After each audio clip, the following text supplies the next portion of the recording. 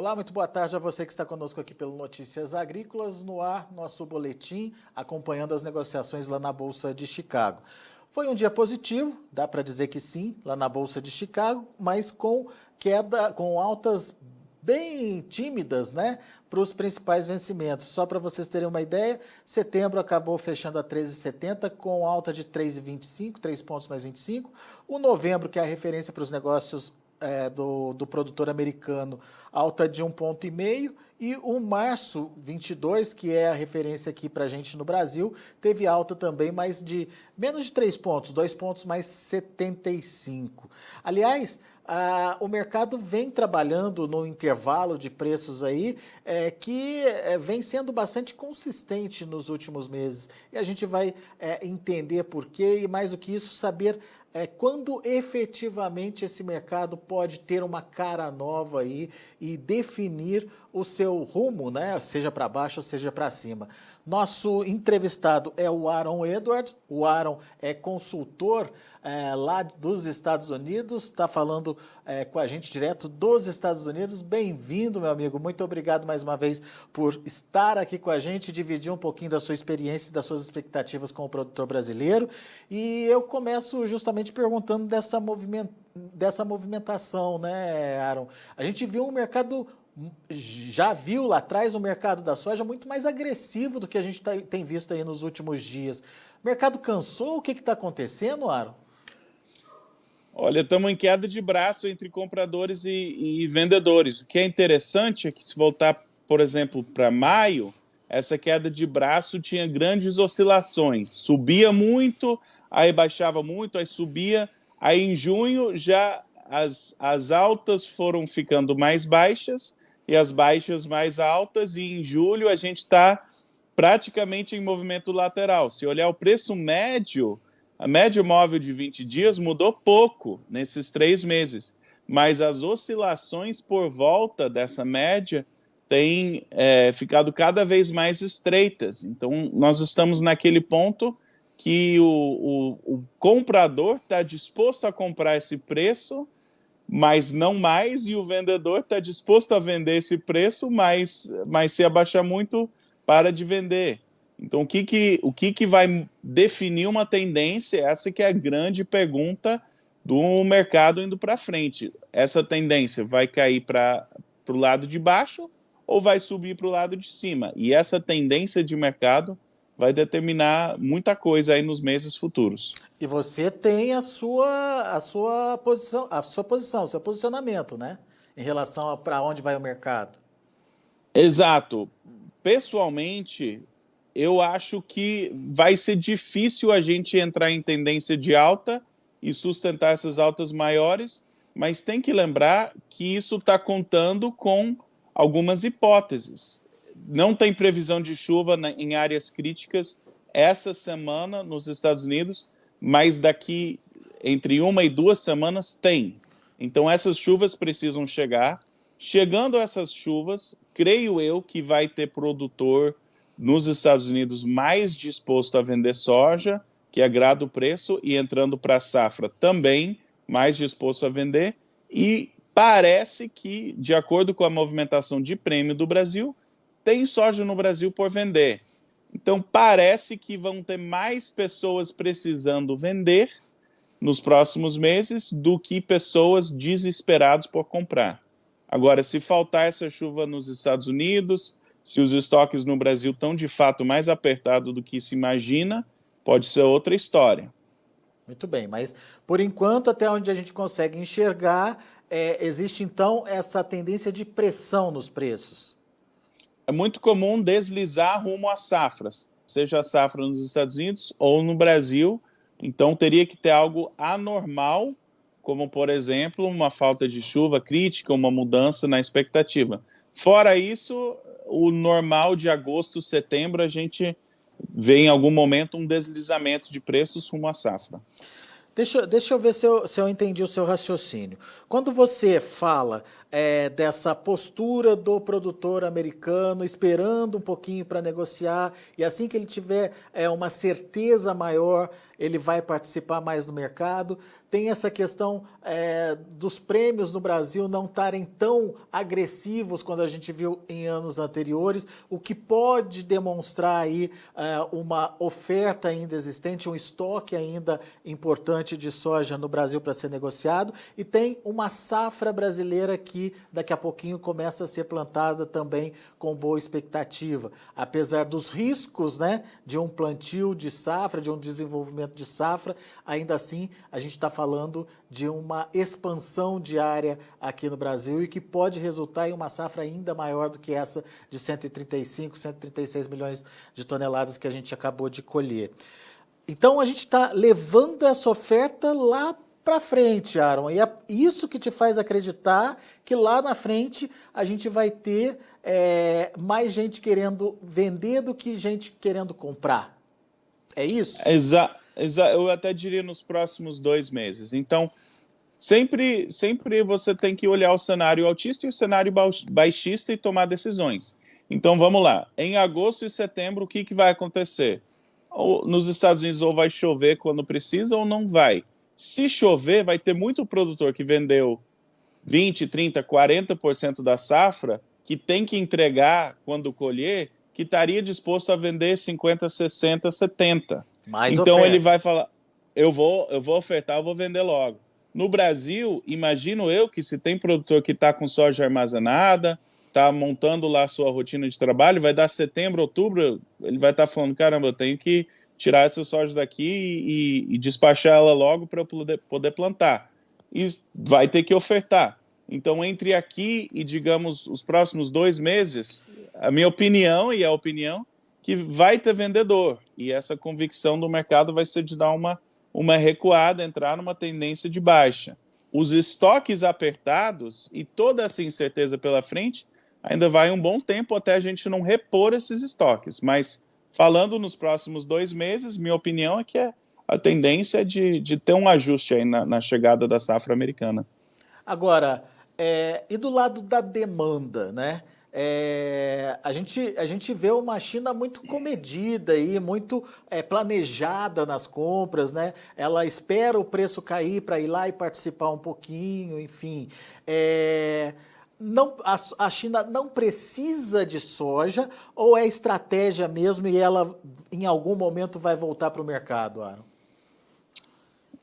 Excelente colocação. A demanda continua forte, quem precisa de soja tem que comprar. Mas o comprador também está fazendo cálculo. Você citou bem a diferença entre contrato de setembro e novembro é pouca. Então ainda tem um pouquinho de uma vantagem no contrato de agosto, aqui em Chicago. Mas se você olhar para o prêmio no Brasil, eles tiram essa diferença no prêmio, então o preço é o preço, né? Agosto, setembro, até contra o contrato de novembro. Isso parece sintoma de mercado que fala, eu pago isso e não mais. E por aqui, fora só a China, nós temos visto outros sintomas de demanda esfriando. Parece um mercado em que a demanda está administrando posições e não vai pagar mais do que tem na praça. Parece os sintomas disso. Se isso é esperar até que o produtor por aqui estiver desesperado, precisar vender, ou se isso eu não preciso do grão, é um pouco mais complicado. Mas é um ponto positivo para o comprador e um ponto negativo aí para os preços, né? E verdade seja dita, pensando no produtor norte-americano, ele vai ter soja e ele ou vai ter que armazenar e pagar armazenagem, porque muito não armazena soja porque não tem capacidade, ou ele vai ter que vender. Esse preço é extremamente rentável. Vai ter uma pressão de venda, é minha opinião, porque o produtor não vendeu tudo da safra nova que precisava. Então, algum nível de pressão de venda, imagino eu, entre aqui a safra americana, vai ter pelo produtor norte-americano. Agora, como é que eu vou te fazer essa pergunta? A gente pode ver um preço despencando, Aaron? Só se entrar, só se você tiver uma correção pelos fundos, que às vezes eles exageram tendências. Mas esse preço despencando, parece que os estoques estão apertados e ainda precisa de soja. Então, o comprador ele não vai lutar muito contra essa tendência, mas a gente tem visto ele sempre comprando. E nós temos falado anteriormente que o piso deve ser mais alto dessa movimentação. Então, um ajuste para baixo nos próximos 2 meses parece bastante possível. Se isso vai desencadear uma tendência que os fundos exageram a baixa e tudo isso, e aquela queda frustrante, menos previsível, mas parece pouco provável com o quadro fundamentalista que a gente tem. Se você tivesse que trazer para a gente um piso aí, qual que é o piso que está na sua cabeça? Ou é muito cedo para isso ainda? Não é nem que é cedo, dá para fazer cálculo fundamentalista, mas os fundos exageram tendências, então é mais aquele efeito de manada de pressão de venda que às vezes leva a extremos. Mas eu diria que soja aí de 11, 12 parece que teria muito comprador que estaria mais do que disposto a comprar, e talvez o piso seja até mais alto que esse, indo para frente. Então vamos ver, mas não parece que estão deixando a soja cair muito, não. Mas ainda Tem assim, comprador. Aaron, mesmo que se confirme esse piso, é um nível que é melhor do que o início da safra americana no ano passado, não é não? Sim, são excelentes preços, e para a gente baixar o nível de preços, nós vamos ter que ter oferta suficiente nos Estados Unidos, no Brasil, vamos ter que repor estoques, isso não é coisa que se faz da noite para o dia. Então, tem que ter várias safras boas, né, atendendo demanda e até chegar a esse ponto. Mas é importante lembrar como é que nós chegamos nessa soja de $14, dos 8 para os 14. Como é que a gente chegou? Bom, teve uma quebra de safra no fim do ciclo dos Estados Unidos que não é típico no ano passado. Teve atraso no plantio do Brasil. Esse atraso no plantio do Brasil atrasou a oferta brasileira, que causou maior demanda pela soja norte-americana. Aí teve dificuldade no plantio nos Estados Unidos. Então, tiveram uns 3 ou 4 eventos entre safra dos dois países, um atrás do outro, que levaram a esses ganhos. E a demanda se manteve estável até certo ponto. Então, assim, é possível que essa sequência de quebras de safra continue e o preço continue aumentando? Tudo é possível, é pouco provável.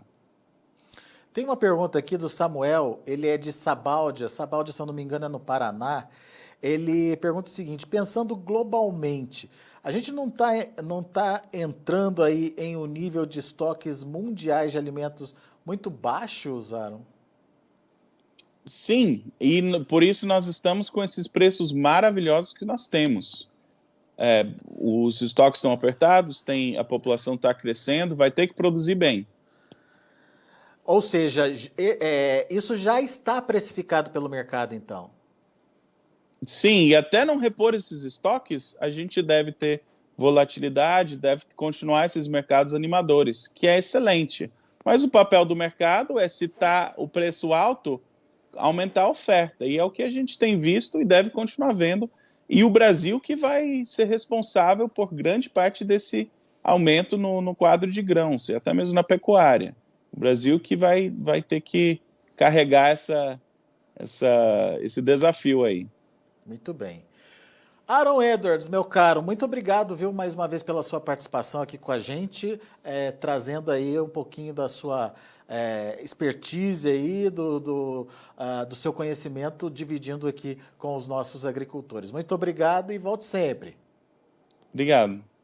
Tá aí, Aaron Edwards, direto dos Estados Unidos, aqui com a gente no Notícias Agrícolas.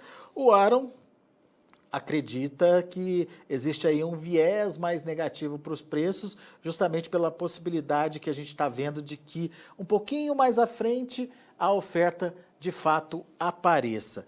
Tem a oferta ainda do Brasil que não está dada ainda, que tem um estoque ainda para ser negociado e que o produtor brasileiro vai precisar colocar esse estoque logo mais para fora. Tem a chegada da safra americana e a necessidade do produtor americano de participar mais desse mercado. Afinal de contas, ele participou menos, né, até agora em função da falta, né, de conhecimento do tamanho real da oferta que os Estados Unidos vai ter em função dos problemas climáticos que a gente tem acompanhado na safra americana e que toda essa oferta vai ser apresentada mais na frente, o que justificaria uma tranquilidade para compradores que tirariam aí o pé do acelerador das compras, comprariam de forma mais compassada e esse aumento de oferta com o comprador mais relaxado aí poderia trazer uma pressão nos preços. Aaron falou de pisos na casa dos 11, 12 dólares por bushel. São essas as informações de hoje. A gente agradece a sua participação e audiência. Eu já estava me esquecendo de passar os preços. Vamos ver como estão encerrando as negociações lá na Bolsa de Chicago, de olho na tela. Olha o agosto, 14 dólares e 32 centes por bushel. Agosto subiu 13 pontos mais 75. Setembro, 13 dólares e 70 centes por bushel, 3,25 de alta. Novembro, 13 dólares e 61 centes por bushel, 1,5 de alta. Março de 22, 13 dólares e 56 centes por bushel, 2 pontos mais 75 de elevação. Essa é a situação da soja. Vamos ver o milho? Milho também encerrando de forma positiva. Setembro, 5 dólares e 49 centes por bushel, meio ponto de alta. Dezembro, 5,49, 2,75 de alta. Março, 5,56, 3 de alta. Maio, 5,60, 5 dólares e 60 centes por bushel, alta de 2 pontos mais 75. E para finalizar, o trigo. Vamos lá. Trigo subiu bem, olha aí. Setembro, 6 dólares e 88 centes por bushel, 14,25 de alta. Dezembro, 6,97, alta de 13 pontos e meio. Março também com alta na casa dos 13 pontos, fechando a 7 dólares e 4 centes. E maio, 7 dólares e 5 centes, subindo 12 pontos mais 75. São os números de hoje, já de fechamento do mercado lá na Bolsa de Chicago. Eu vou ficando por aqui. Agradeço muito a sua atenção e audiência. Se inscreva em nossas mídias sociais no Facebook Notícias Agrícolas, no Instagram @Notícias Agrícolas e no nosso Twitter @Notiagre. E para não perder nenhum vídeo, não se esqueça de nos acompanhar no YouTube e na Twitch, Notícias Agrícolas Oficial.